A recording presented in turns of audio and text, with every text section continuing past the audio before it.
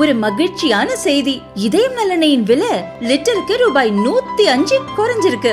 September 2023ல 1 litre இதயம் நல்லெண்ணெயின் அதிகபட்ச விலை ரூபாய் 503. ஆனா இப்ப 1 லிட்டர் இதயம் நல்லெண்ணெயின் விலை ரூபாய் 398 மட்டும்தான் தமிழ்நாட்டுல. அப்ப இனிமே எல்லாரும் இதயம் நல்லெண்ணெய் வாங்கலாம் இல்ல?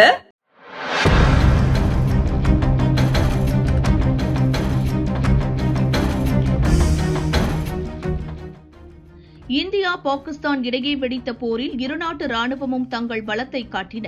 பாகிஸ்தான் மீது துல்லிய தாக்குதல் நடத்துவதிலும் அந்நாட்டு ராணுவம் வீசிய குண்டுகளை வானிலேயே முறியடிப்பதிலும் இந்தியா சிறப்பாக செயல்பட்டது. 4 நாட்கள் நடந்த போரில் இந்தியாவின் ராணுவ பலத்தை சர்வதேச பாதுகாப்பு நிபுணர்கள் வியப்புடன் பாராட்டி வருகின்றனர். சீனாவிடம் வாங்கிய ஆயுதங்கள், கடைசி நேரத்தில் துருக்கி கொடுத்த ஆயுதங்களை வைத்தும் இந்தியாவை பாகிஸ்தானால் ஒன்றும் செய்ய முடியவில்லை. பாகிஸ்தான் என்னென்ன ஆயுதங்களை எல்லாம் பயன்படுத்தியது என்பதை நாம் சுட்டு வீழ்த்திய மிச்சங்களை வைத்து ராணுவம் அடையாளம் கண்டது. இப்போது முதல் முறையாக அவற்றை காட்சிப்படுத்தியுள்ளது. முக்கியமாக சீனாவின் PL-15 ரக ஏவுகணை, சீனாவின் A-100 டியூப் ராக்கெட் குண்டுகள், துருக்கியின் ஹியார் ட்ரோன்கள் மற்றும் பாகிஸ்தானை தயாரித்த AT-1 ரக ஏவுகணைகளை இந்தியாவுக்கு எதிரான தாக்குதலில் பாகிஸ்தான் பயன்படுத்தியுள்ளது தெரியவந்துள்ளது.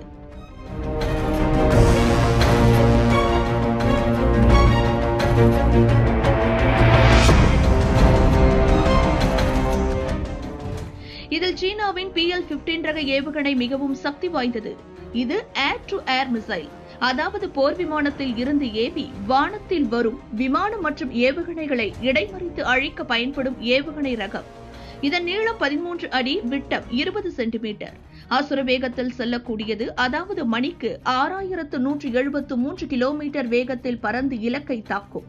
அதிகபட்சம் 300 கிலோமீட்டர் தூரத்தில் வரும் இலக்கை தகர்க்க முடியும். வானிலேயே இலக்கை குறிவைத்து பாதையை மாற்றி செல்லும் தன்மை கொண்டது.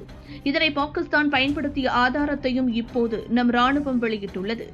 அதேபோல் துருக்கியின் ஹியார் ரக ட்ரோன்களை பாகிஸ்தான் பயன்படுத்தியது. இவற்றை கடைசி நேரத்தில் பாகிஸ்தானுக்கு துருக்கி அனுப்பி வைத்தது. ஹியார் ட்ரோன்கள் ஒரு மோசமான தற்கொலை ரக ட்ரோன்கள். வெடிமருந்துகளை சுமந்து சென்று இலக்குகள் மீது வீசுவது ஒரு வகை ட்ரோன்கள். இவை குண்டு வீசிவிட்டு மீண்டும் திரும்பி வந்துவிடும். கிட்டத்தட்ட போர் விமானங்களை போன்றது. ஆனால் ஆள் யாரும் இதில் இருக்க மாட்டார்கள். இதுதான் வித்தியாசம். ஆனால் தற்கொலை ட்ரோன்கள் அப்படியல்ல. இவை இலக்குகள் மீது குண்டு வீசுவது இல்லை, மாறாக வெடிகுண்டுகளுடன் இலக்குகள் மீது மோதி வெடிக்கும். அதோடு இதன் வேலை முடிந்துவிடும். இவற்றால் திரும்பி வர முடியாது. வானில் ஏவி விட்ட பிறகு கண்ணில் இலக்குப்படும் வரை அலைந்து திரியும். ஒரு முறை இலக்கை பார்த்ததும் அதில் மோதி தாக்கும் சக்தி கொண்டது.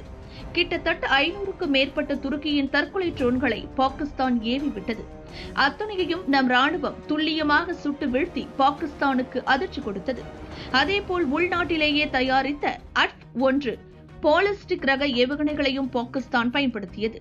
இதைத்தான் நம் இலக்குகளை தாக்க பாகிஸ்தான் பயன்படுத்தியது. இதை ராணுவ வாகனங்களில் வைத்து ஏவிவிட முடியும்.